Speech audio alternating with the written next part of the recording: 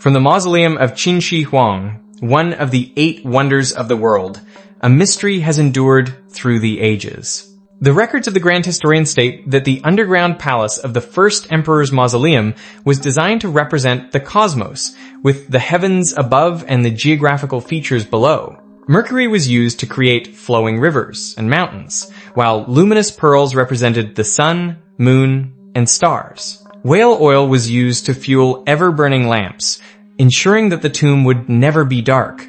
Just how advanced was the technology in Qin Shi Huang's tomb? Could its structure have been designed by extraterrestrials? In the next 10 minutes, this video will unravel all these questions for you. Let's explore the mysteries of the mausoleum of the First Qin Emperor together.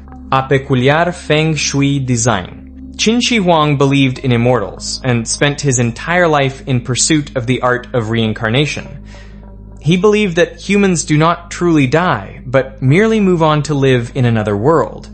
Therefore, he placed great importance on the construction of his tomb, hoping to maintain his glory after death and leave behind a magnificent legacy for posterity. At that time, the feng shui masters in charge of finding a suitable burial site were ordered to search far and wide. While passing through Mount Li, they discovered the Lian Hoa Bao Hiem, the very place where the mausoleum of Qin Shi Huang now stands. The site is backed by a mountain and surrounded by numerous peaks, resembling giant lotus petals.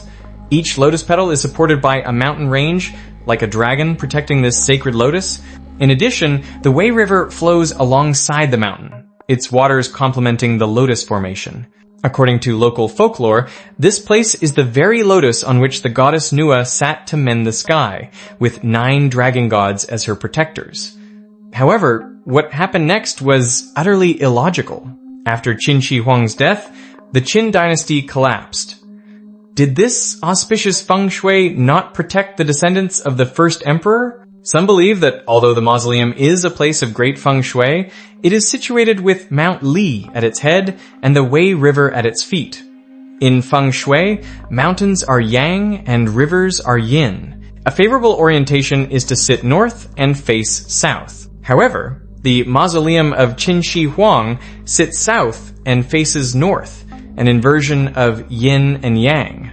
Perhaps he only sought to gather the yin and yang energies of heaven and earth to nourish his soul and reconstruct his true body, rather than to protect his descendants. Once, while strolling through the Forbidden Palace, Qin Shi Huang met a practitioner with the gift of clairvoyance. Through his supernatural abilities, this person claimed he could manifest the glory and power of the great Qin Empire through a battle formation of terracotta soldiers. This formation would be crafted from fired clay because pottery could be preserved for thousands of years without deteriorating. Upon hearing this, Qin Shi Huang was overjoyed and commanded all court and local artisans to participate in the project. While the statues were being covered with earth, the sage used his divine power to erase all memory of the Terracotta army from people's minds. Thus, this vast underground army was never mentioned in any historical records, leaving it a complete mystery to modern people.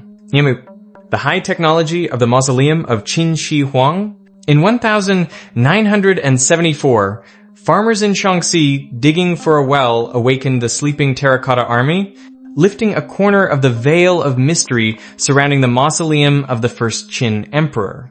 When the Terracotta warriors were first unearthed, they were not the dull, earthy color we see today. Each one was vibrant and lifelike, with a radiant aura. Researchers discovered that these colors were synthetically produced over 20 years ago. Could the people of Qin have mastered the techniques of chemical synthesis for pigments? However, within a few minutes of exposure to the outside air, the colors on the terracotta warriors began to peel and fade, leaving them as you see them on screen. In addition to the strange statues, they also discovered a series of bronze swords that, after 20 years, were still as shiny as new and incredibly sharp. A total of 19 such bronze swords were unearthed, each with 8 facets. Archaeologists used calipers to measure them and found that the margin of error between the 8 facets was no more than the diameter of a human hair. Furthermore, all the swords were coated with a 10 micrometer layer of chromium, a compound of modern technology. What was even more astonishing was that one of the swords had been bent at an angle of over 45 degrees by a 150 kilogram terracotta statue resting on it. But when the statue was moved, the thin bronze sword instantly sprang back to its original straight shape. This is a shape memory alloy that modern metallurgists dream of creating, yet it appeared in an ancient tomb over 500 years ago. It is truly unimaginable. Later, a German researcher came to investigate the site.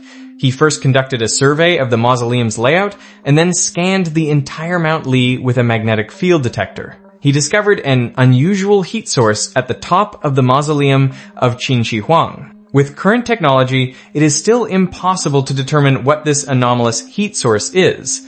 It can only be speculated to be some kind of device. How could humans have achieved such a high level of technology thousands of years ago? Who taught them? Could it be related to the legendary extraterrestrials?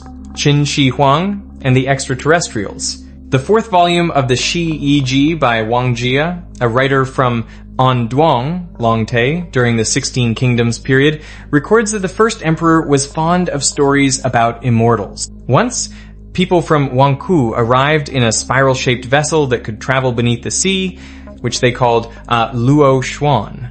The people of Wangku were 10 jang tall and wore clothes made of bird feathers and animal hides. They spoke to the first emperor about the beginnings of life, and he understood them as if he had witnessed it himself.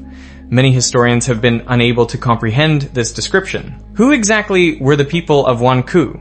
The Shi Yi Ji also states that the people of Wangku possessed an astonishingly high level of energy. A single grain-sized bead of their light source was enough to illuminate an entire house at night. If it fell into a small river, it would bubble and flow. They had eyes like lightning and faces like children. They observed the human world, and whenever there was a new development, they would travel tens of thousands of miles to see it. Lai Sun Than is a place where these people left their mark.